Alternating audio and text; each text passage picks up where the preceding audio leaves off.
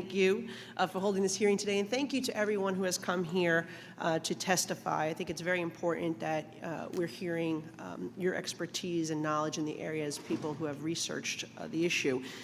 In our full committee, we have covered significant ground in addressing anti-Semitism on university campuses since the October 7th attacks on Israel by Hamas. We've passed multiple pieces of legislation already out of this committee, including one that I authored, the University Accountability Act, that would levy financial penalties against schools that have a civil judgment entered against them. But in addition to that, we're also looking at following the various funding streams. As was mentioned earlier, there have been a number of foreign funding plays that have participated in campuses. One study actually showed that between 2014 and 2019, Qatari sources provided $2.7 billion in gifts to universities, and Chinese sources provided another $1.2 billion. And then according to the Institute of the Study of Global Anti-Semitism and Policy, between 2015 and 2020, universities received donations from sources, particularly in the Middle East. They had an average of 300% more anti-Semitic incidents. One of the other bills we reported out of this committee was the No Foreign Election Interference Act, because just like we're seeing these well-funded networks give to organizations that are then funding anti-Semitic activity on college campuses, they're also interfering with our elections. And as the bill that we passed recently was the No Foreign Election Interference Act, which prohibits American tax-exempt entities that receive contributions from foreign nationals from donating to any political committee for 8 years after receiving a contribution from a foreign national. We know that there is one particular Swiss billionaire that has donated tens of millions of dollars to tax-exempt organizations, that the money was then sent to super PACs. We know organizations like BLM also was accepting foreign money, and then they had PACs distribute money to conduct campaign activities. So I guess my first question for you is do you have any ideas on how we could shine more light? We talk about the need for transparency, but if any of you have any ideas on what we can do as Congress to make sure that these foreign donations are transparent so we can follow the money and try to root out this type of influence and interference.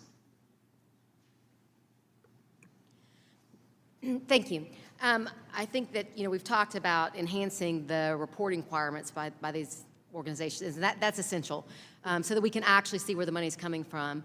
We also have to be aware that the trail may not be direct, and so I think we should consider the possibility of enhancing those reporting requirements such that a light is shown on shell companies and other, pass-through organizations that the money's being passed through in order to really identify where the money is originating and determine if there is, sort of an influence campaign going on.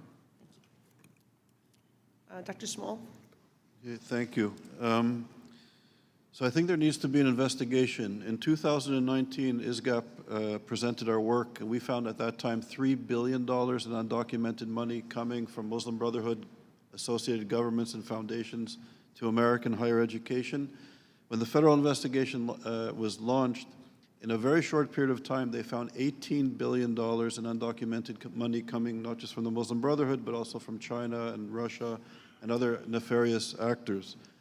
So I think it's really imperative that there's an investigation. Our work, my colleagues, I think, are doing stellar research, but we're a small research center with limited resources and tools, and I think there should be a federal investigation.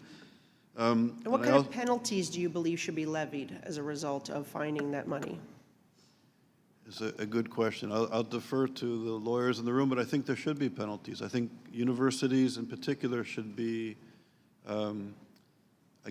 shown that they need to comply with American law, and they're not complying with American law. And what's also equally troubling, we're talking about higher education, where young people hopefully have the capacity in some cases to think and to think critically. We're also discovering now that QFI, the Qatari Foundation International, is also beginning to fund K through 12 education in the United States. Yes, thank you. which is alarming that children are now being. Yes, that indoctrination needs to be stopped. And Ms. Burns, one last question. I know I've run out of time. If an organization is shut down, as you discussed prior, and you hit the nail on the head, we have to stop the individuals who created and worked for that organization from just creating a new organization where they will have the same coordination with terrorist organizations and adversaries. I would love for you to just expand on that point a little bit if you can. Can you talk about how we can best track those individuals to ensure that they don't go on and create another organization and continue doing the same activity? You know, I don't know what mechanism exists because these organizations are quite large and use a variety of individuals. They have officers and directors. Those are more easily tracked.